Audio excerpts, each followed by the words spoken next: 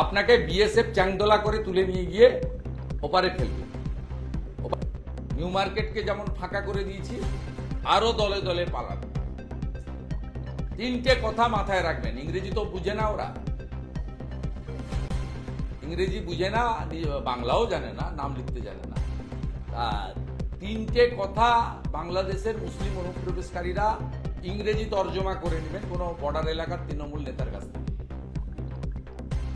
বা পুলিশের কাছ থেকে। তৃণমূল নেতারাও ইংরেজি জানে কিনা সবাই জানে। একটা হচ্ছে, এটা আমার কথা না, কেন্দ্রের শক্তিশালী স্বরাষ্ট্রমন্ত্রী অমিত শাহ।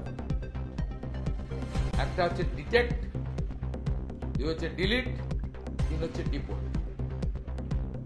আপনি এসআইআর এ ডিলিট হবেন, ডিলিট হলেই আপনাকে বিএসএফ চ্যাংদোলা করে তুলে নিয়ে গিয়ে ওপারে ফেলবে। ওপারে যদি ফেলতে না পারে, সুন্দরবনে অন্তত না নিয়ে, তারপরে আপনি কোন দিক দিয়ে যাবেন, সাঁতরে যাবেন না নৌকায় যাবেন, আপনি। অতএব এই তিনটে জিনিস, ডিপোর্ট যদি না হতে চান এখনই ভাগুন। বিরাট এলাকা ফাঁকা, মমতা ব্যানার্জি জমি দেয়নি বিএসএফ কে। একদম যে রুট আপনি জানেন, যে রুটে এসছেন ওই রুটকে পালান।